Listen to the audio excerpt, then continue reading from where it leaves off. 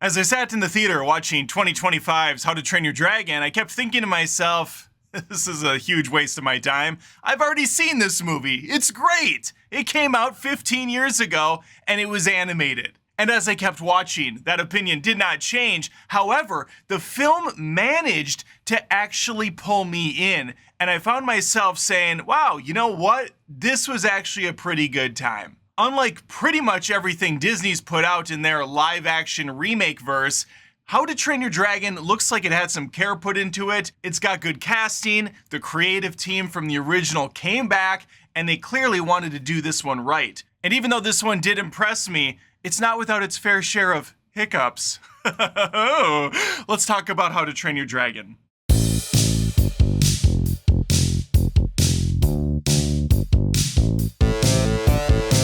Before I pick you up and plop you on this fictitious dragon so we can take flight, if you wouldn't mind soaring your ass right into that subscribe, and that way you can catch further videos of the show on YouTube, Spotify, and Apple Podcasts. Because I'm doing movies here on Adam Does Movies, so let's do How to Train Your Dragon. Now, if you've been an avid video gamer for some time, I'm sure you're aware of HD remasters, HD remakes. Typically, these are remakes of very well-received games, occasionally called classics, they know they can spin around and make some money on again. And usually these games contain most of the same levels, a lot of the same character designs, updated control schemes, updated graphics, but the gameplay is intact. At the end of the day, it all feels very familiar. It just has a new fresh coat of paint on it. And I think that is the perfect way to describe How to Train Your Dragon 2025. And much like some of the modern video games that try to change things up a little bit, the film does as well. And that's where things suffer.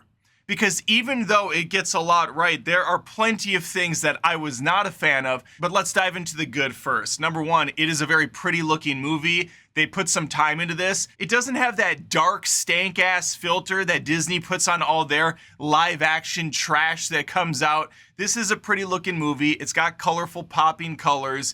And the production across the board is all very good. That theme song is absolutely popping throughout the movie. There's original scores I heard here and there. It all really sounds great. The costume design, the look of the creatures, for the most part, it's all very much intact from the animated one. They have such an easy blueprint to play off of. And to their credit, they do mostly. And speaking of mostly, the cast is mostly great. The young lad that plays Hiccup, for instance, is perfect. Mason Thames, I believe is how you pronounce his name. I looked it up. That doesn't mean it's accurate, but it's what the internet told me. He really does a fantastic job with the character. Not only does his voice often reflect what came before, but he gives his own little take on the character as well. Hiccup's father, Stoic, in the film is not only voiced by Gerard Butler, this time he gets to play the character outright, and this is probably the best acting I've seen from Gerard Butler since 300. I actually enjoyed him in this movie. He really does fit the part. He looks the part. He sounds great. I had no idea Nick Frost was in this movie. It was nice to see him. I can't say necessarily the same for the supporting cast of younglings. Most of Hiccup's friends I don't think were cast very well. None of them hold a candle to their animated counterparts.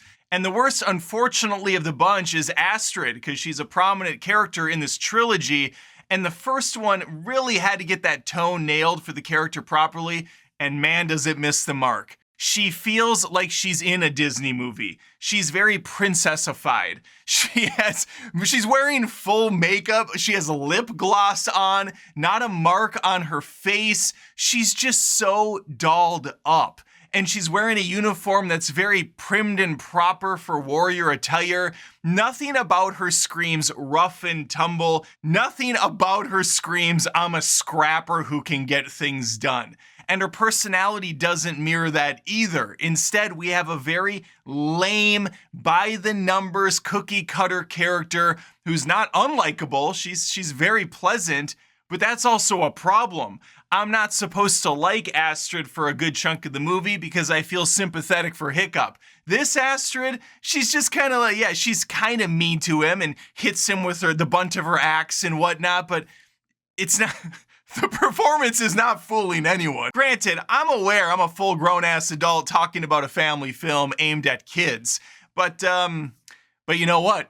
Adults take their kids to these movies, and we grew up with How to Train Your Dragon. So the market, the target audience, is very much my demographic who's gonna take his kids out to the film. And believe it or not, fam, adults can enjoy family films too. If they're done right, it can hit all ages. It's crazy.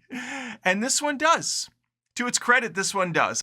Now, of course, the bitter, jaded, cynical side of me thinks this whole thing is bullshit and it did not need to be remade as a live-action counterpart at all, and it's just a shot-for-shot rip-off of what came before, but not as good. Sure, they sprinkled in 20 extra minutes, but that doesn't help anything. You might flesh out a little bit of a side quest storyline here or there that really didn't need to be fleshed out at all, because audiences aren't that stupid. We can imagine things or figure out how some character got from point A to point B without the movie having to spell it out. And also, it just pads out a runtime to 2 hours. I don't need a 2-hour How to Train Your Dragon movie, especially for a story I've already watched play out exactly the same way. But even as blackened as my heart is, even as curmudgeon-y as old Adam Bear can be, looking at that epic universe, seeing that Isle of Berk, understanding that they're trying to get as many people over there as possible, so they're shitting this movie into theaters again, using that Disney playbook that's working oh so well because Lilo and Stitch is on its way to make $1 billion, and they're just never gonna end with this stuff. I still managed to enjoy the movie, and that's a testament to the crew. That's a testament to the actors. That's a testament to the tight script and the great direction. The movie very much stays in its lane. It didn't try to shake things up with some crazy twist on the material, nor does it try to explain away things that they might deem in 2025 to be inappropriate. I mean, I don't even know what that would be from How to Train Your Dragon, but still, it's a very competently made film that hits all the right beats when it should. All the big moments from the animated film hit just as hard here. Sometimes I feel like they hit even harder because you do have a human emotion tied to it. You see that expression on the actor's face. One of the things you can definitely knock on the original How to Train Your Dragon movie is the animation is dated. So you don't get the nuance in the facial expressions that an actor is able to provide. I'll give you examples. When Hiccup and Toothless meet in that little beach resort area and he holds his hand out, he gets the nose touching it, there's this nice connection.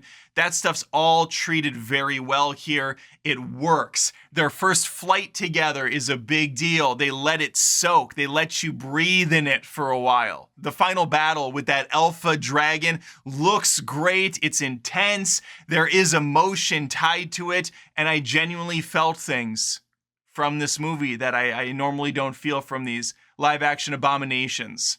All of that said, I still have the superior version at home already. So I kind of don't understand why people go out in droves to see this stuff. You have the movie at home probably. You probably own the trilogy. What's in it for you to just relive the same scenes over again? It's bizarre to me, but it's where we're at, I suppose. It's no different than playing an HD remaster of a game that you used to like, seeing it in a new light. So fair enough, I guess. I'm burnt out on it. I don't get the appeal in this regard. But let me know your thoughts on How to Train Your Dragon. You excited for this now? Because I'm saying, hey, I think it's pretty good, and I don't like this kind of crap typically. I can see the pros though, but I also see some of the cons, and again, I would recommend just watching the original for the 15th time if you haven't already. Let me know. Please leave a comment down below. Like this video and hit the notification bell if you're on YouTube so more of me pops up in your feed. If you're on Spotify, Apple Podcasts, or here on YouTube, please subscribe. Share it with your friends, rate it on some of those platforms if you can. Even if you don't listen on them, I'd like to see them grow more, so just sub and walk away. It's free of charge. That's the great thing, it's free. And so is this show. What an amazing thing the internet is. All right, that's all I have for you. Hopefully I catch you next time. Take care.